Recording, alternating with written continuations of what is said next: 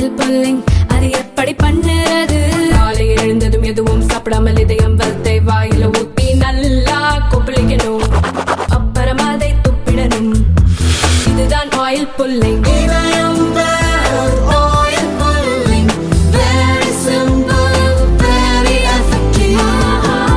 தமிழகம் முழுவதும் பாரதிய ஜனதா கட்சியின் சார்பில் பட்ஜெட் விளக்க கூட்டங்கள் நடைபெற்று கொண்டிருக்கிறது. இன்று கோவை தெற்கு மாவட்டத்தினுடைய சார்பாக இங்கே கூட்டம் ஒழுங்கு செய்யப்பட்டிருக்கிறது. அங்கே பட்ஜெட் பற்றி பேசலாம். இந்த பட்ஜெட்டிலேயே ஹைலைட்டு லாஸ்ட் பாலில் வீர தமிழச்சி திருமதி நிர்மலா சீதாராமன் சிக்ஸர் அடித்தது. ஏனென்று சொன்னால் 2014 பிஜேபி ஆட்சிக்கு வரும்பொழுது மீண்டும்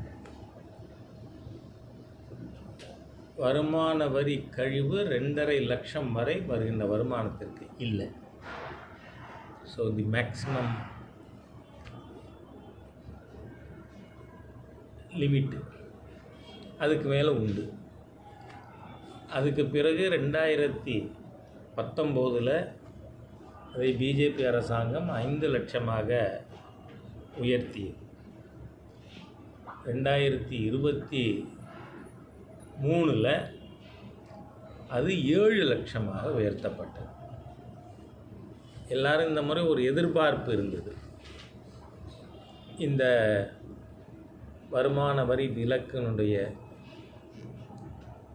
அளவு உயர்த்தப்படும். ஆனால் யாருக்குமே 10 லட்சத்துக்கு மேலே கற்பனையே இல்லை. ஆனால் லாஸ்ட் பாலில் ஒரு சிக்ஸர். இது என்னத்துக்கு 5, 7, 9, 12 லட்சம் வரை வருமான வரி கிடையாது. இப்போது இதுக்கு பிரதானமாக 2 பர்பஸ்.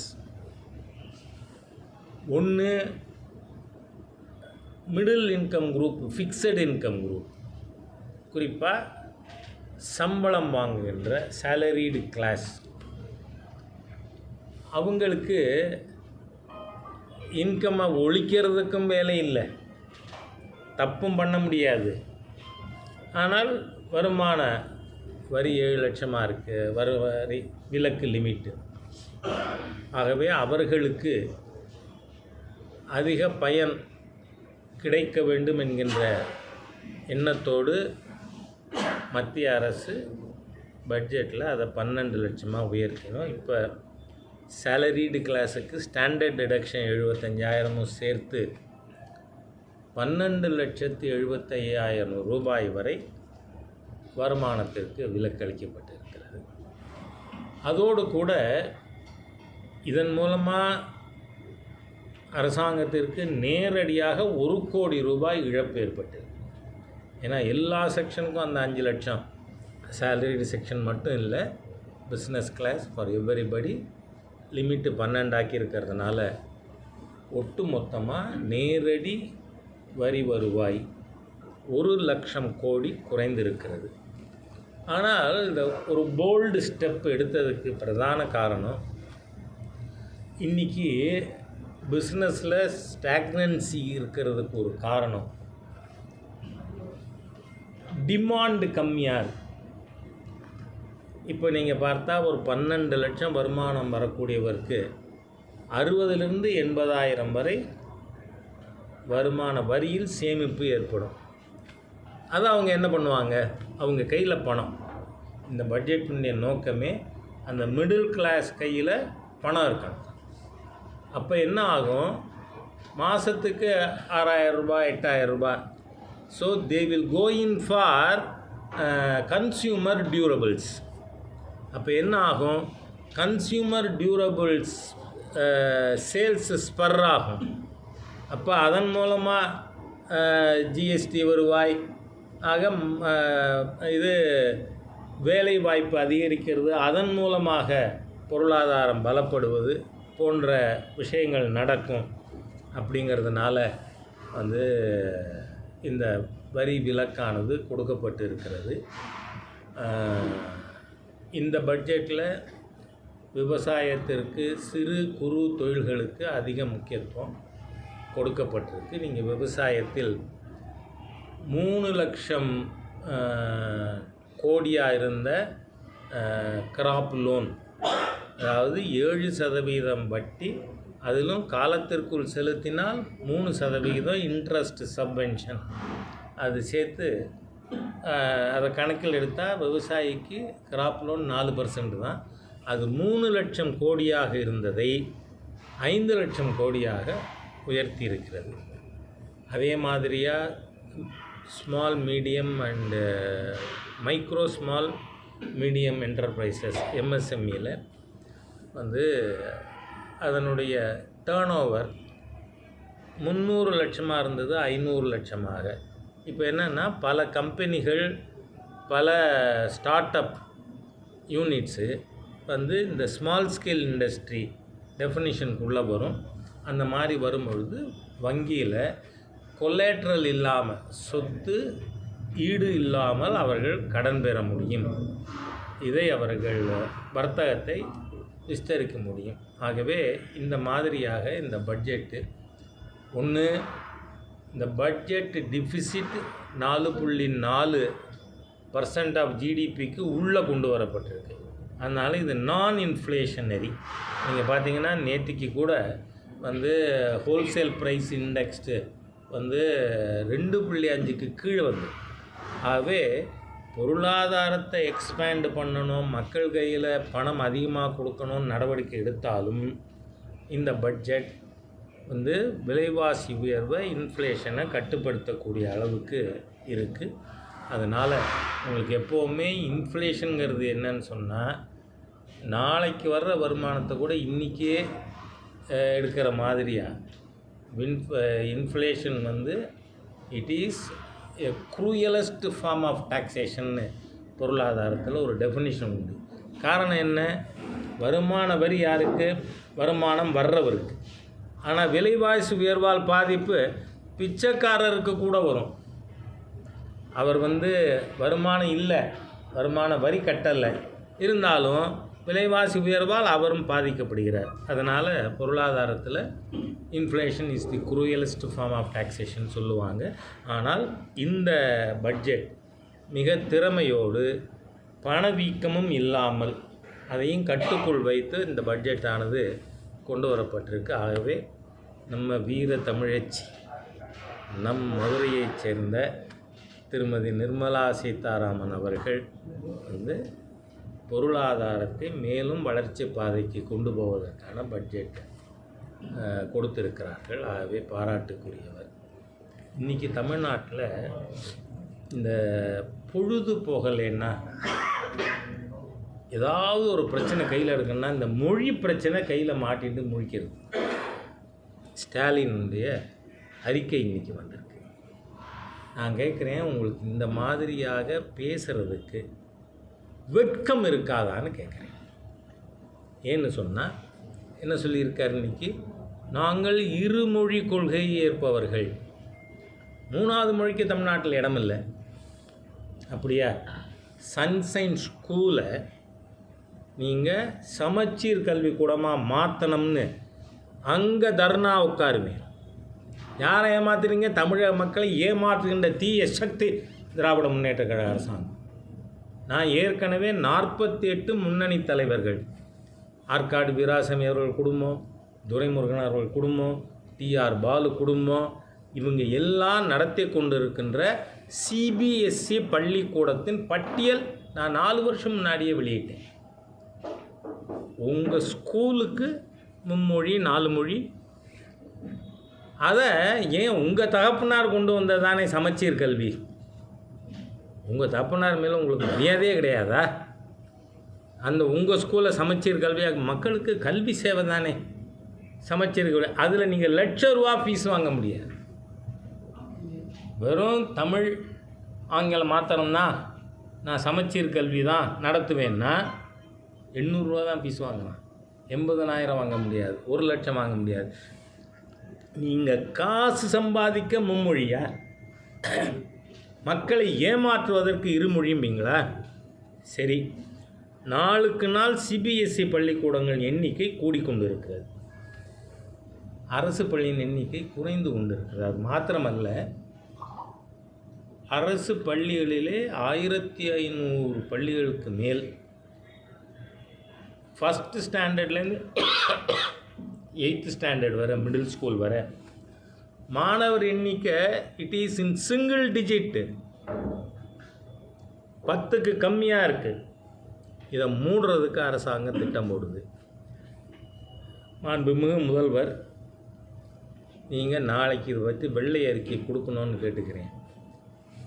தமிழகத்தில் கடந்த 10 ஆண்டுகளில் ஒரு சிபிஎஸ்சி பள்ளிக்கூடத்துலையாவது 1ஆம் கிளாஸ்லேருந்து 8ஆம் கிளாஸ் வரை 1 டிஜிட் ஸ்டூடெண்ட்ஸ் இருக்காங்களா? அங்கே ஏன் இல்லை? மகேஷ் பொய்யாமொழியை வீட்டுக்கு அனுப்புங்கிறேன் நான். Most incompetent minister. ஏன் 3.5 வருஷம் 4 வருஷம் பத்தாதா உங்களுக்கு? ஏன் அந்த 9 நம்பர் 8 வகுப்புக்கு ஒரு கிளாஸுக்கு நினைக்காதீங்க, from first standard to 8th standard அதை மாற்றுறதுக்கு துப்பு இல்லைன்னா ஒருத்தர் எதுக்கு மந்திரின்னு கேட்குறேன். எதுக்கு மந்திரி?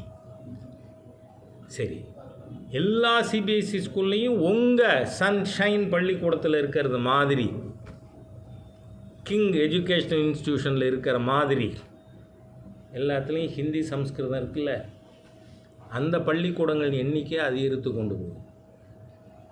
அங்கே இருக்கலாம்னா ஏன் கவர்மெண்ட் ஸ்கூலில் இருக்கக்கூடாது? சரி, அடுத்த ரெட்டை வேடம் 2004லிருந்து 2014 வரை காங்கிரஸினுடைய கூட்டாளியாக திமுக இருந்தது, யூபிஏ சர்க்கார். இந்த நேஷ்னல் எஜுகேஷன் பாலிசி வந்தது எப்போ? 1985 ராஜீவ் காந்தி பிரதமராக இருக்கிறது. இது எல்லாரும் நாம் புரியாமல் இது நியூ எஜுகேஷன் பாலிசி, நோ, அது நாமன்கிளேச்சரே நேஷ்னல் எஜுகேஷன் பாலிசி. இந்த நேஷ்னல் எஜுகேஷன் பாலிசியில் லோக்கல் லாங்குவேஜ், அடுத்து ஆங்கிலம், 3வதாக ஹிந்தி ஆர் சான்ஸ்கிரிட்டுன்னு 10 வருஷம் நீங்கள் காங்கிரஸோட கூட்டணியில் இருந்தப்போ இருந்தது. ஆனால் மாண்புமிகு பிரதமர் மோடி அவர்கள் ஆட்சிக்கு வந்த பிறகு திரு கஸ்தூரி ரங்கன் தலைமையில் கமிட்டி போட்டு, அந்த கமிட்டி இந்த 3 லாங்குவேஜ் ஃபார்முலாவில் சேஞ்சு கொண்டு வந்தது. அது என்ன? ரீஜனல் லாங்குவேஜ், இங்கிலீஷ், 3வது ஹிந்தி ஆர் சான்ஸ்கிரிட்னு இருந்ததை any one of the Indian லாங்குவேஜஸ்னு கொண்டு வந்திருக்கோம். இப்போ உதாரணத்துக்கு சொல்கிறேன், என்னோடய நல்ல நண்பர் தான் வைகோ, அவர் பையன் திருச்சியில் எம்பியாக இருக்கார் இல்லையா, துரை வைகோ. அவரோட பேர குழந்தை தெலுங்கு படிக்கலாம்னு நான் நினைக்கிறேன். ஆனால் ஸ்டாலின் என்ன நினைக்கிறாரு? தெலுங்கு படிக்கக்கூடாதுன்னு நினைக்கிறார். தெலுங்கு மொழியின் விரோதிகள். அதே மாதிரியாக இப்போ நாம் கோயம்புத்தூர் பொள்ளாச்சி பகுதியில் இருக்கோம். இந்த பகுதியில் கேரளத்தை சார்ந்தவர்கள், மலையாளம் பேசக்கூடியவர்கள், ஏன்னா நான் இங்கே கோயம்புத்தூர் மலையாள சபாலே போய் பேசியிருக்கேன். அவங்க குழந்தைக்கு மலையாளம் சொல்லி கொடுத்தா என்ன தப்பு? சரி, இப்போ ஹொசூர், தருமபுரி அந்த பகுதியில் இருக்கிற மக்கள், அவங்க குழந்தைக்கு கன்னடம் சொல்லி கொடுத்தா என்ன தப்பு? Any one of the regional Indian languages, Hindi or Sanskrit சொல்லலையே, இதில் திணிப்பு எங்கேருந்து வரும்? நான் கேட்குறேன், ஒரு மொழியை படின்னு திணிக்கிறது எவ்வளோ தப்போ, படிக்காதேன்னு தடுக்கிறதும் அதே அளவு fascist tendency. We are not fascist, but whereas Mr. Stalin is a fascist, he wants to prevent people from studying one more language. சரி, இதை விட மோசடி பேர் வழிகளின் அரசாங்கம் இதுங்கிறதுக்கு இன்னொரு உதாரணம் சொல்கிறேன். இப்போ சமீபத்தில் சென்னை மேயர் ஃப்ரான்ஸோட ஒப்பந்தம் போட்டிருக்காங்க. ஞாபகம் இருக்கா? ஊடக நண்பர்களுக்கு ஞாபகம் இருக்கணும். எதுக்கு? சென்னை சிட்டியில் இருக்கிற அரசு பள்ளிகளில் ஃப்ரெஞ்சு சொல்லி கொடுக்கறதுக்கு ஒப்பந்தம் போட்டிருக்கீங்க. If there can be French a foreign language, why not any one of the Indian languages? Mister Stalin, tell me. உங்களோட எதேச்சாதிகாரம், ஃபேசிசம் தமிழக மக்கள்கிட்ட எக்ஸ்போஸ் பண்ணுவோம். ஏன்னா குழந்தைகள் 6 வயசுக்குள்ளே 4-5 லாங்குவேஜஸ் கற்றுக்கக்கூடிய திறமை உள்ளவர்கள். இப்போ எவ்வளோதான் முக்கினாலும் ஸ்டாலினால புதுசாக ஒரு மொழி கற்றுக்க முடியுமா? முடியாது. ஆனால் குழந்தைகள் கற்றுக்கும். அதை தடுக்க நீங்கள் யார்? மத்திய அரசாங்கம் ஒன்று ஹிந்தி சம்ஸ்கிருதம் இம்போஸ் பண்ணலையே. அதனால் தயவு செய்து ஸ்டாலின் அவர்கள் இதை இஷ்யூ ஆக்க முயற்சி செய்தால் எங்கள் தர்ணா அந்த நான் ஏற்கனவே சொன்ன 45 பள்ளிக்கூடத்துக்கு முன்னாடி இருக்கும். ஸ்டாலினோட மகள் நடத்துகிற, செந்தாமரை நடத்துகிற சன்ஷைன் ஸ்கூலில் இருக்கும். அது இப்போ புதுசாக கூட எங்கேயோ பிரான்ச் ஓப்பன் குரோம்பேட்டில் பிரான்ச் ஓப்பன் பண்ணுறாங்க. நீங்கள் உங்களோட பிஸ்னஸ் சாம்ராஜ்யத்தை எக்ஸ்பேண்ட் பண்ணி ஹிந்தியை சொல்லி பணம் சாப்பிட்றதுக்கு வெக்கமா இல்லையா? அதை தடுப்பீங்களா நீங்கள்? அதனால் உங்கள் திமுக தலைவர்கள் நடத்துகிற பள்ளிக்கூடத்துக்கு முன்னாடி நாங்கள் தர்ணா நடத்த வேண்டியிருக்கோம். நீங்கள் பள்ளிக்கூடம் நடத்தாதேன்னு இல்லை, கல்வி சேவை நீங்கள் செய்யணும். ஆனால் உங்கள் அப்பாவுக்கு ஒரு எள்ளு முனைகளாவது மரியாதை கொடுக்கும். சமச்சீர் கல்வி உங்கள் தோப்பனார் கொண்டு வந்தது, அதனால் அதை கொண்டு வரணும்னு கேட்டுக்கிறேன். நீங்கள் இந்த ஆனமலையான் நல்லார் திட்டம் ரொம்ப நாளாக பெண்டிங்லேயே இருக்குது. ஆனால் இப்போ சமீபத்தில் 2 நாளைக்கு சும்மா ஜாலியாக டூர் போனார் முதலமைச்சர் கேரளாவுக்கு அப்படின்னு சொல்கிறாங்க. ஏன் இதை பற்றி பேசலை?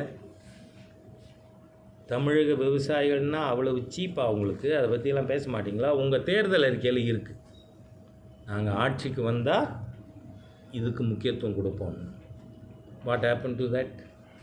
அதுக்கு அடுத்ததாக நீங்கள் வெளியில் இருந்து தானே உள்ளே வந்திருக்கீங்க, கம்மகம்மான்னு இருக்குமே. நான் இப்போ தான் ஸ்ரீராம் நகர் போயிட்டு வரேன். வெள்ளலூரில் அந்த குப்பை கிடங்கு கிட்டத்தட்ட 2 கார்ப்பரேஷன் வார்டு பகுதி இருக்குது. அதில் கிட்டத்தட்ட 7500 8000 வீடுகள் இருக்குது. அதே மாதிரியாக வெள்ளலூர் டவுன் பஞ்சாயத்து அதை என்ன சொல்கிறாங்க, முனிசிபாலிட்டி ஆக்க போகிறாங்களா? முனிசிபாலிட்டி ஆக்க போகிறாங்களா? அங்கே 12000 வீடு இருக்குது. டோட்டல் 20000 வீடுகள் இருக்குது. அங்கே எங்கேயாவது மக்கள் வீட்டு கதவை திறந்து வெளில வர முடியுதா? என் காரை விட்டு இறங்குறதே குப்புன்னு நாத்தம். என்னன்னு கேட்டால் சொல்கிறாங்க, இங்கே தான் கோயம்புத்தூரோட குப்பை பூரா போடுறாங்க வெள்ளலூரில். லட்சக்கணக்கான ஏக்கருக்கு குப்பை அங்கே இருக்குன்னு. இதில் நேஷ்னல் க்ரீன் ட்ரிபியூனல் அதில் என்ன சொல்லியிருக்கு, இந்த ஸ்டாலினுடைய திராவிட மாடல் சர்க்காரை நான் இப்போ போய் அங்கே தாய்மார்கள்லாம் பார்த்துட்டு வரேன். நுரையீரல் தொற்று, பிரஸ்ட் கேன்சர், இதெல்லாம் திராவிட மிருக ஆட்சியில் மக்கள் அவதிப்பட்டுக்கணும். இட்ஸ் நாட் திராவிட மாடல், திராவிட மிருகங்களின் ஆட்சி இங்கே தமிழ்நாட்டில் நடக்கிறதுனால கோயம்புத்தூர் கார்ப்பரேஷனில் காசை கொடுத்து 100க்கு 97 சீட்டு உங்கள் கூட்டணி ஜெயிக்கும். உங்களுக்கெல்லாம் வெக்கமா இல்லையா? மனிதாபிமானமே கிடையாதா? இந்த மக்கள் பூரா இப்படி சாக்கடை நாத்தத்தில் இத்தனை வருஷமாக இருக்காங்களே அப்படின்னு. அதனால் நான் மக்கள்கிட்ட பேசினேன்.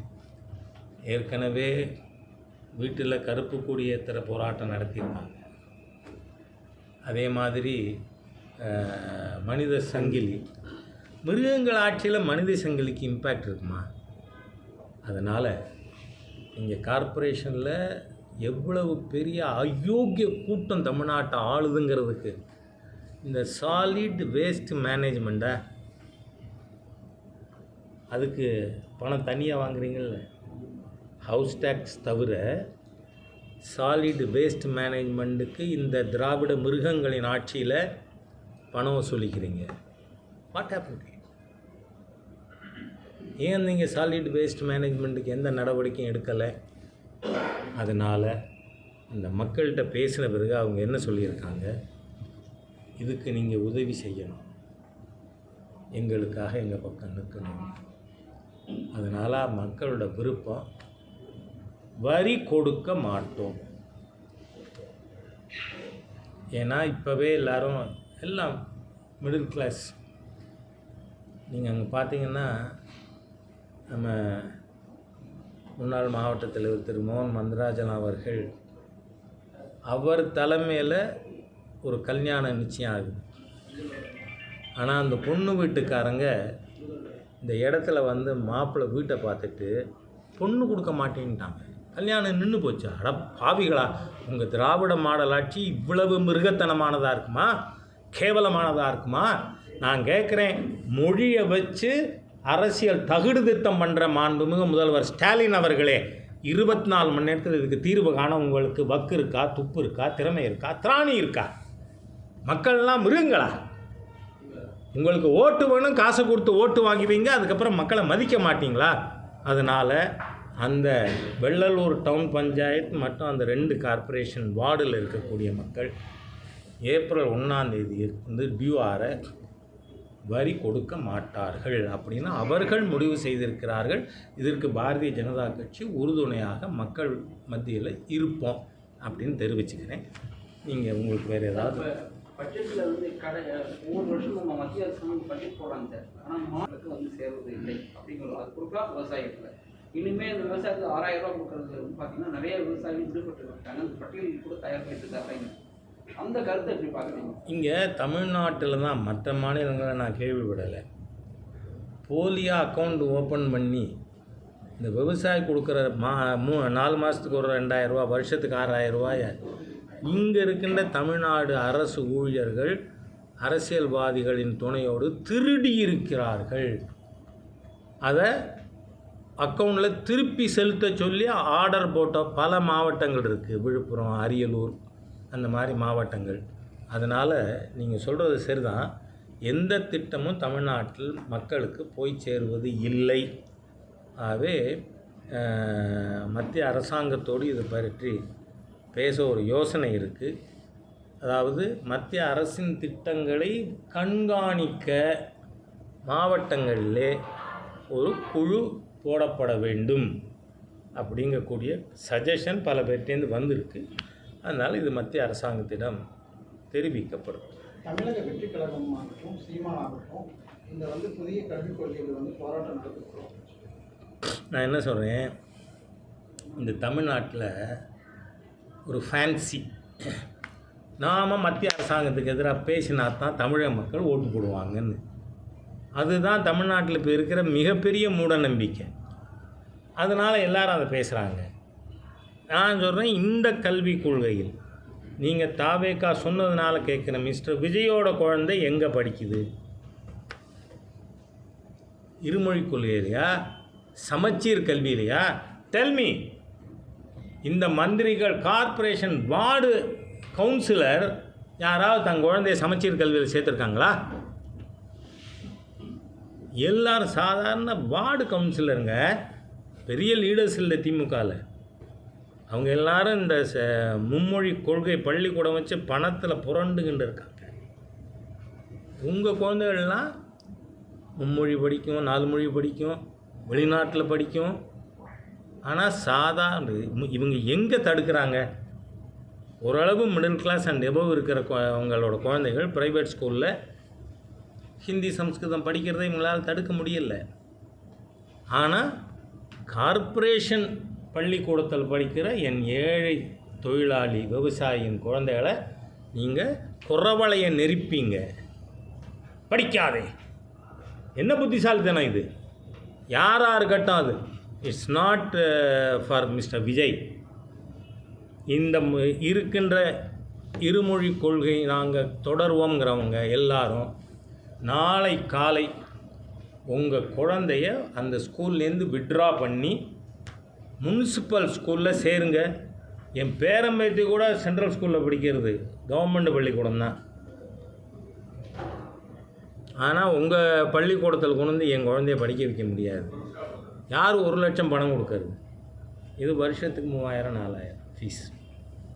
அதனால் ஏழை எளிய குழந்தைகளை வஞ்சிக்கின்ற இந்த வேஷதாரிகளை இந்த தேர்தலில் இந்த language policy will be one of the major issues in Tamil Nadu election.